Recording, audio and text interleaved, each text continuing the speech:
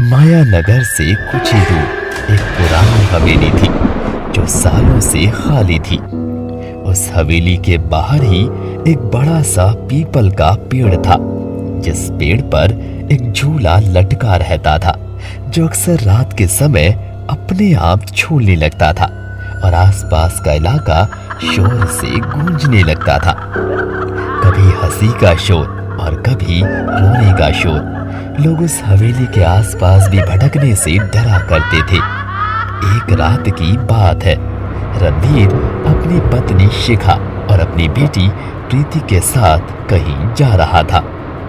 काफी देर हो गई ना, अब तक हमको पहुंच जाना चाहिए था।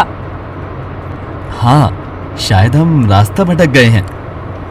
पापा, मुझे डर लग रहा है। ये जंगल है, यहाँ जंगली जानवर भी होंगे। किसी ने हम पर हमला कर दिया तो? अरे बेटा, ऐसी बात नहीं है। ये जंगल नहीं है, गांव है। आसपास कोई ना कोई जरूर रहता होगा। उन लोगों की कार कुछ ही दूर जाकर अचानक रुक गई। रणवीर ने बहुत कोशिश की पर गाड़ी शुरू नहीं हो रही थी। तभी शिखा का ध्यान हवेली पर गया। देखो, यहाँ पुरानी हवेली है। हाँ, हो सकता है यहाँ कोई हो।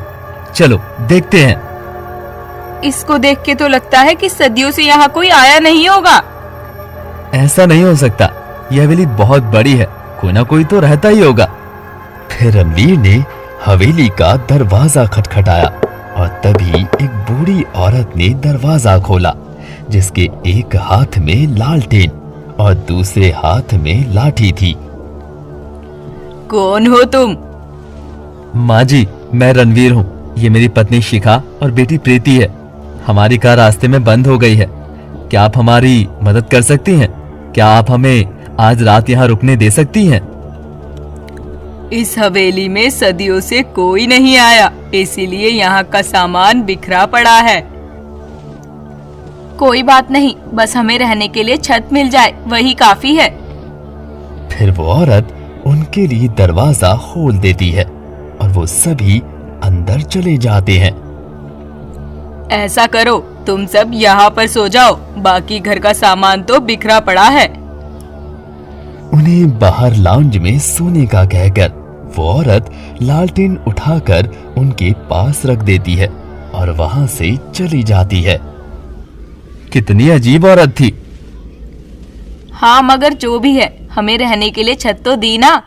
अच्छा प्रीति, तुम सोफे पर सो जाओ और आप इस कुर्सी पर सो जाइए, मैं नीचे लेट जाती हूँ। फिर वो सब सोने लगते हैं। सारे दिन का थका होने की वजह से उन्हें जल्दी नींद आ जाती है। रात का एक पहर था, तभी अचानक शिखा की आंख खुलती है। अरे प्रीति, प्रीति कहाँ गई? रणवीर की भी शोर से आंख खुल जाती है। अरे क्या हुआ? क्यों चिल्ला रही हो?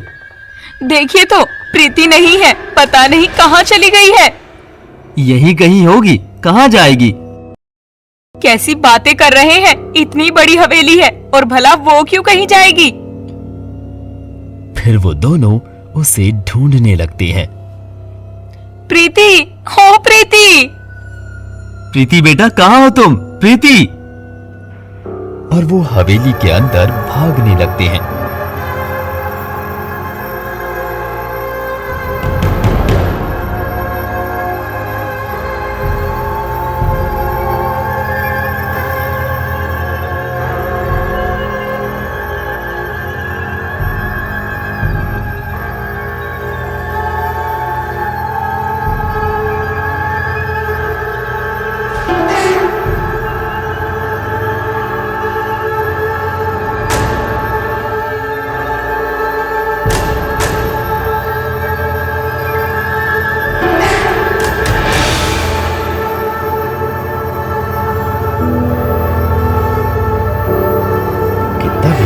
अचानक उनकी नजर खिड़की से बाहर पीपल के पेड़ पर लगे झूले पर जाती है, जहां प्रीति बैठी थी।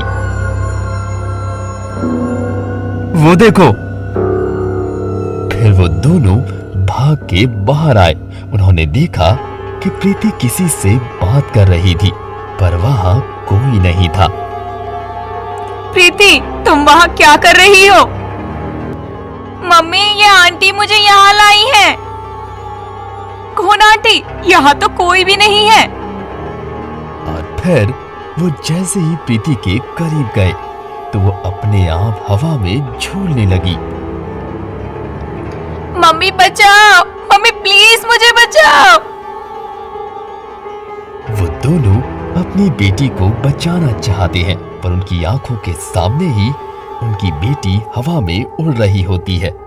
रणवीर और शिखा प्रीति का पीछा करते हैं, मगर उनकी बेटी उड़ती ही जाती है और वो अचानक से पीपल के पेड़ के पास चली जाती है और पीपल के पेड़ ने उनकी बेटी को निगल लिया।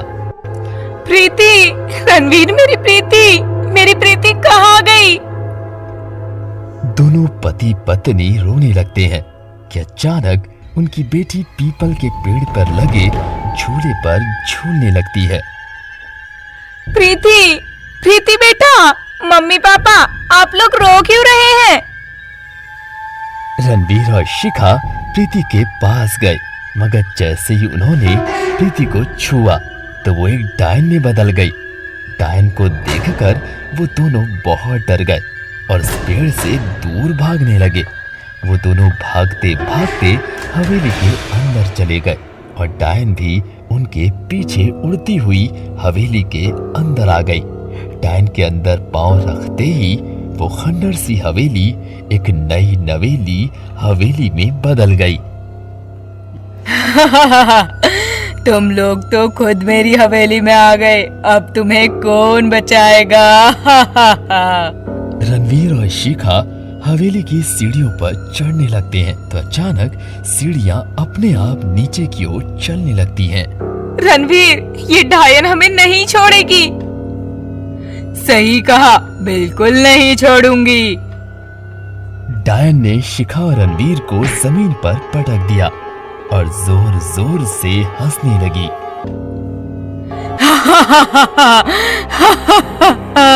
डायन 1 से 2, 2 से 4 और 4 से ढेर सारी हो गई। सारी डायन एक साथ जोर जोर से हंस रही थी। शिखा और रणवीर डर के मारे कांप रहे थे। डायन ने रणवीर पर हमला किया। रणवीर ने डायन का बाल पकड़ लिया। शिखा भागो यहाँ से, तुम जाओ शिखा, जाओ। नहीं, तुम भी साथ चलो। शिखा, मैं कह रहा हूँ ना, तुम जाओ यहाँ से। और रणवीर ने डायन का बाल पकड़ा हुआ होता है। छोड़ मेरे बाल, मैं कहती हूँ मेरे बाल छोड़ दे, वरना मैं तुझे मार डालूंगी। भलाई तू मुझे मार डाले, पर मैं तेरा अंत कर दूंगा। डायन गुस्से में रणवीर को दीवारों पर पटकने लगी, मगर रणवीर ने भी डायन के बालों को पूरी ताकत से पकड़े रखा था। छोड़ मुझे। नहीं छोड़ूंगा।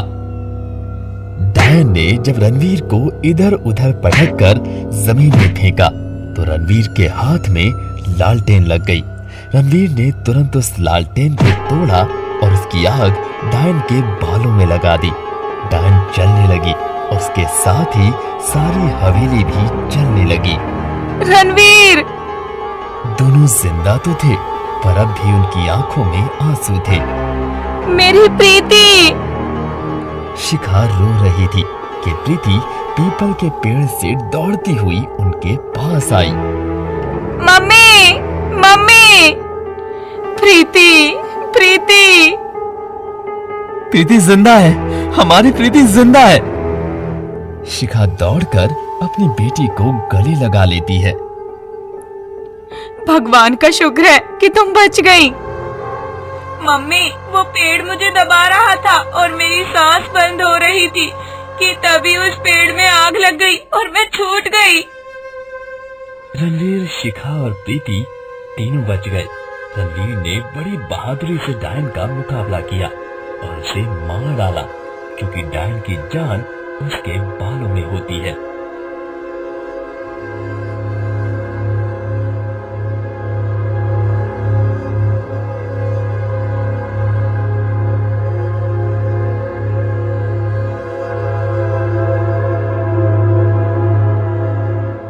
कहानी कैसी लगी हमें कमेंट बॉक्स में जरूर बताना और हमारे इस प्यारे से चैनल को सब्सक्राइब करना।